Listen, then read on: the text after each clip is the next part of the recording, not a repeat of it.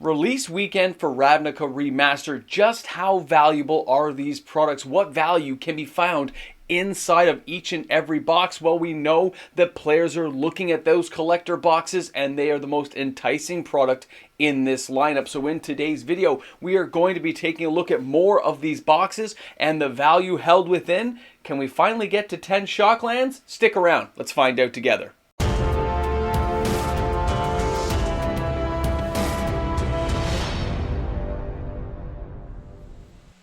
Hi everyone and welcome back. MTG Moxman here, and we're doing some more Ravnica Remastered, brought to you by 401 Games. Thanks again to 401 Games for allowing us to open all this product. Now a reminder, I don't own any of this product. It's not mine. It's for inventory purposes. It's owned by the store and it hasn't even come out for sale, so that's the way it's going to be. I'm not selling any of it. I don't own any of it. It's just for viewing. And then, of course, it ends up on a store shelf somewhere for you guys to buy later on. So thanks again, though, to 401 Games. Now, I want to start out by saying this pack was backwards in the box. So I'm thinking it's a lucky pack. Something is going to be different about this one. So we are going to try this one out first, okay? That's how I feel. Just the way it was backwards in the box tells me that it's something special that we have to go through together. I just have that feeling when I looked at that box, like, oh, that's not normal, man. Something is totally off. So, we're also going to be counting up how many Shocklands we get in each box. And if you've watched the first two videos, you realize we're trying to get a count here and see how many we can find. And then, of course, any serialized cards we can find inside. So, let's get this party started and see how we do. We're going to start out with the first one here. Let me move these bad boys over. That means overall it's like 36 packs, of course, and they are a little bit more difficult to open than you would think. See? I'm bumping everything, I'm hammering things, but that's because this is a special box. Remember that. This one here, this is special. We're going to find out what's inside. Hey, we're starting out with a breeding pool, which is pretty nice. We got a Birds of Paradise, Needle, we got the Shield. I mean, I gotta say, guys, overall, card selection seems nice. Card quality is not bad from what I'm touching so far in all these videos. And I like that we're seeing Shocklands. It kind of reminds me a little bit like Modern Horizons 2. Like the quantity of Shocklands we're seeing, it definitely gives me that that feeling, right? But when you look at this stuff, value-wise, the singles are going to be the most popular, right? And they're going to sell very well. Hey! Oh, see, I thought that was Stomping Grounds for a second. See how it threw me off? And because of that, value being in a few of the cards and not a larger variety, we are going to see some strange stuff with this product. There is no doubt in my mind. I still think they're going to see harder prices and things aren't going to go down as low as people think they're going to go. The Ghost Council. I remember that card, man. Remember the Ghost Council? Uncommon. Dropping uncommon. This is horrible. Horrible. My skill level. Hey, Temple Garden. There we go. It's always funny how you can find... You have to kind of look because there is the chance that there's a Shockland further in. And it always is a Shockland, okay?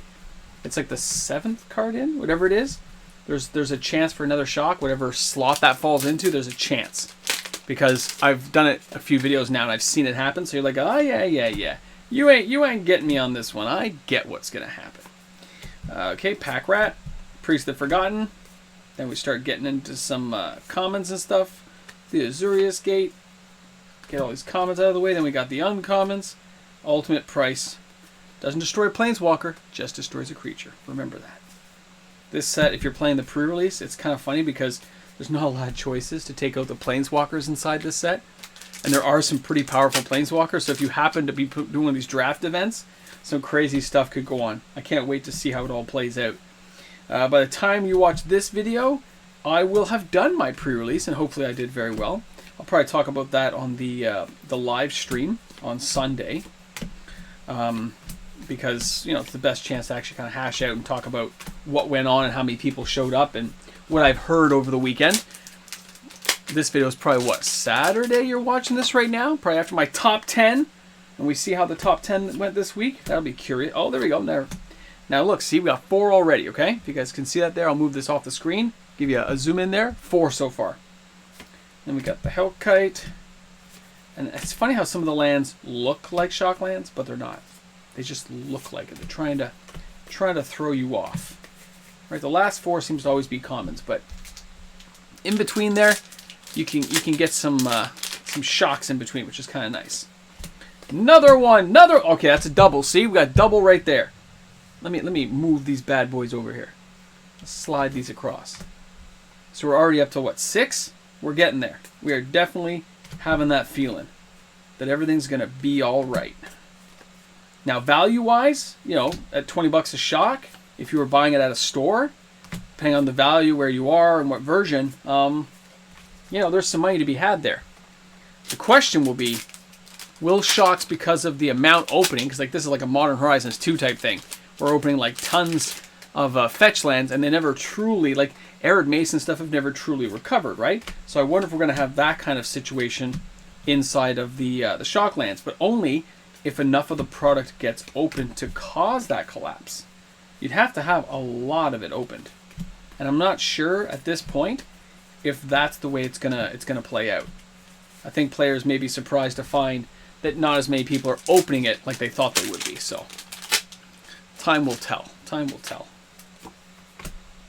The Ghost Ghast. That Relic Xeric looks awesome.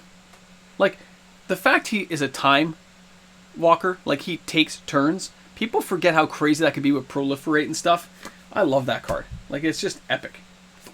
When I use him in my commander deck, just because it's like, if I can get him on the board and keep him alive, oh, he's gonna mess you up. Gonna mess you up huge. Especially if you have a deck built around time walking and all the different time walking card options available, and they're all so cheap now. And you say, I'm gonna take like 7, 8, 9 turns. I'm gonna put a fork in there. I'll put a twin cast. Like, you have a lot of fun. Remember that, guys. Remember doing a time walking deck. It can be a blast. Flip it, the Lost. Okay, Hallowed Fountain. We are getting quite the run here on the shocks. We're shocked to find that there are shock lands in here, which is very interesting because there are boxes, I have heard, as many as 10 inside of a collector box, and right now we're at 7. So we actually have a chance. Remember, a double box and a single. That, you know, I've seen boxes that had 3 in 1 pack. So, you know, that whole thing of like never say never. Although right now I'm gonna say never because we didn't get one of these first 3 cards. it didn't happen. It didn't happen. What we got here? Common, uncommon, uncommons. Downsize, great card. I know how much commons. Okay. And these packs are slippery. So unless this last pack has 3 in it, which is not out of the realm of possibility, that's for sure. We're gonna have to settle for. Oh, okay. Hold on. 7, 8, 9. Oh my! Can we get 10? Can we get 10? Okay. There's still a chance. We're at 9. There's still a chance for 10. If you go past there, the common, and one more common. Oh, I don't think we got it. Oh, that was 9. That was so close, guys. That's 9, okay? That's pretty epic in the first one. So, remember I said this box was backwards? So, the backwards box in the case gave us 9. So, I'll put that over there with these ones. So, box 1, we had 9 shock lands. We're almost made it. I thought for a second, you know, because I saw the double in the pack. I know I've had 3 before, so I thought maybe. But that's okay. We can try it all again in box number 2. This one's not opening at all. Yeah, oh, that one had me going, guys. I got the tinglies. I got the excitement going there. Assemble the Legion. I use that one in my Christmas deck. If you want to know about my Christmas deck, just ask a question on my email. Hit me up, alang@hotmail.com. Thanks again, 401 Games. It's so much fun to open this stuff, man. See some classic art, some new art, and remember the Ravnica block. I mean, even War of the Spark ended on Ravnica, didn't it? You think about it, it all tied into Ravnica, the world of a city. You know, it's crazy. Okay, Temple Garden, first one. Temple Garden. And by the way, have we even, maybe in my excitement, we haven't missed a serialized, have we? I hope I haven't missed a serialized. That would be a bummer. People would like tease me incessantly inside the comment section. So hopefully I didn't miss a serialized. Because I'm waiting to see how many serialized cards we get as well. I am curious to see how how much they turn out, right? Oh, Birds of Paradise, Niv, Turnabout. Those aren't going to do it for me. Conclave. We got Gutter Snipe. Great card. Gutter Snipe's a great card.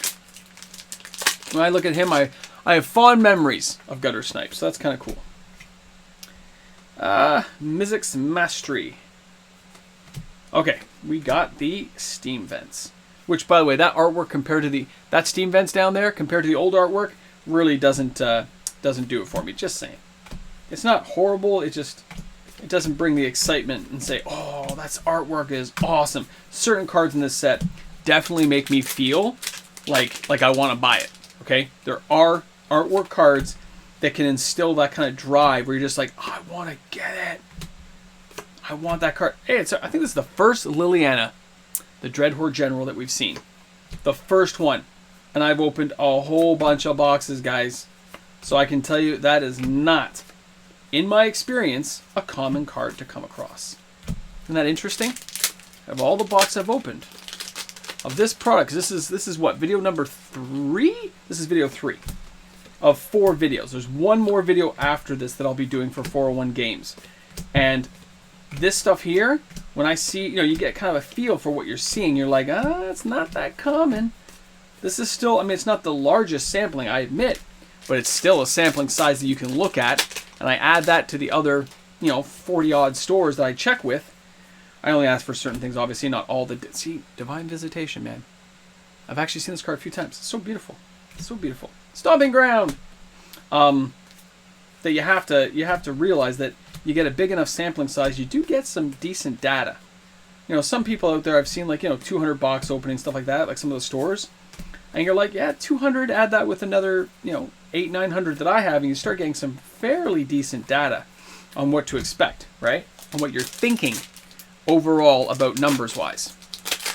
And in this one here, we're 3/4 way through box number 2. A Cyclonic Rift, great card. And we have not yet, cards like that will hold some value. We don't see the Cyclonic Rift that often, just so you guys know. Sorry, let me slide it over here. You don't see it as often as you'd think, right? From these box openings, it seems a little bit tighter. So when I look at that and I realize it's not that common, you add up with all the other ones people got, and you're like, okay, so maybe out of this many boxes, X amount were opened.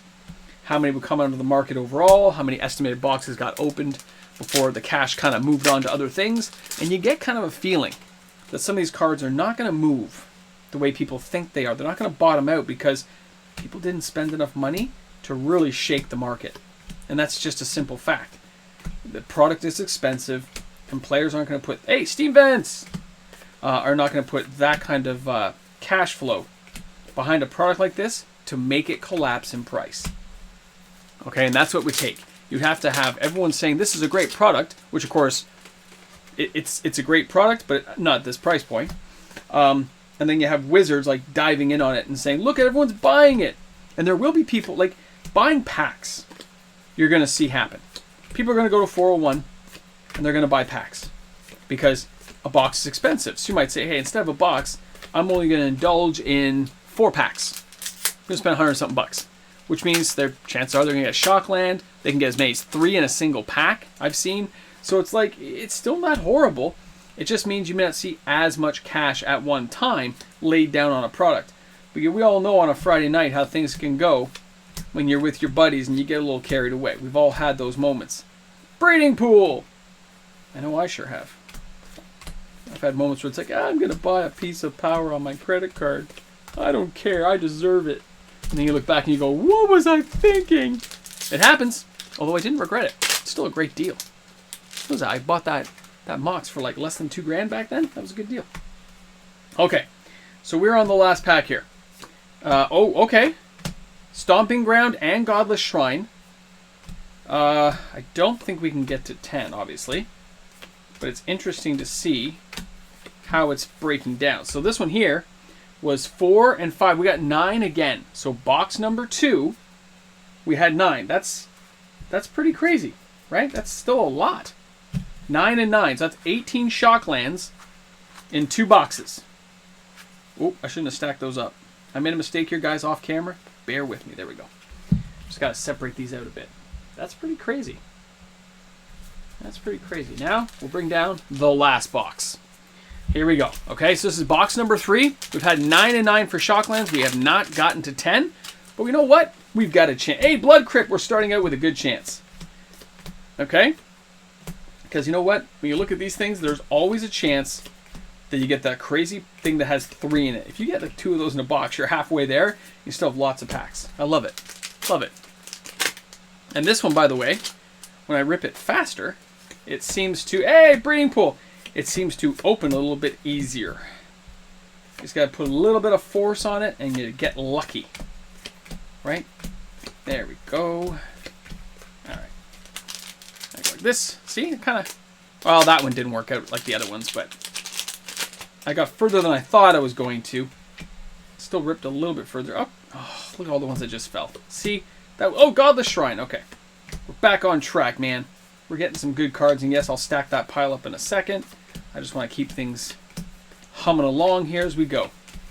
I mean, for box number 3, we're 3 packs in, and we got 3 Shocklands. So if you kept 1 for 1, we should have 12.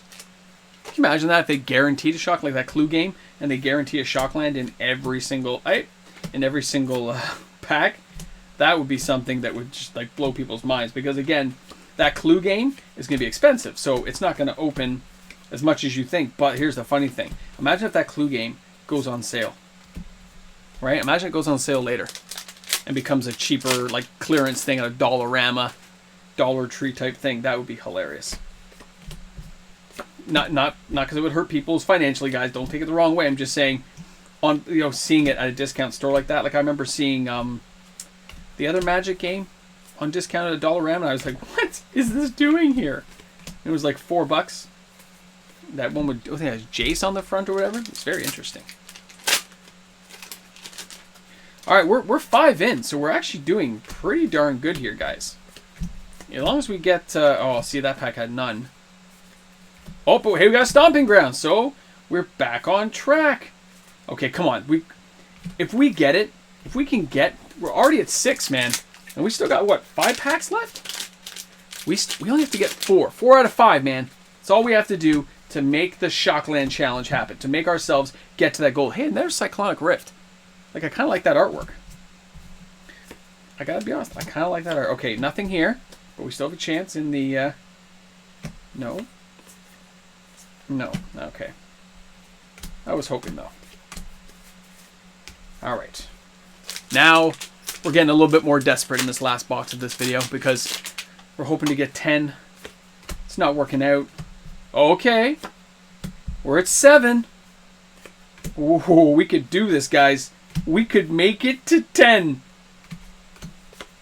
That would be... Okay. Now I'm getting excited. I want to see what's going to happen. All right. We got 4 packs left, guys. 4 packs here. Okay, we got Flip It, which is great, but not the card we need. Not the card, not the card. Come on. We're looking at Life of the... Okay, nope. Come on. We need it. No, not going to happen in this pack? Okay. This is 3rd last pack of this video. We still can make this happen. Remember that. This could happen. Okay. We got Ralzeric. We got the Seal. We got Retro Flip It. This is not what I want to see, guys. I'm sorry. I got overexcited. I started, like, thinking it was going to happen. And then it didn't happen. And we haven't seen any, what do you call it yet either. All right, here we go. Nope. Cloudstorm Curio. Nope. Nope. Oh, look at this, right? We were doing so good. And now, as our hopes diminish, and we look to the fact that it's not going to happen, we have to get... Where are we at?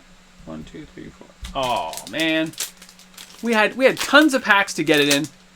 Imagine being the person that bought these last packs. I mean, the Cloudstorm Curio and stuff's great, but no, you're hoping at a Shockland. You're like, I'm hoping it's going to happen. And it doesn't happen. We got the Sword. We got Massacre Girl. We got Ralzeric. And then before you know it, it started out super strong.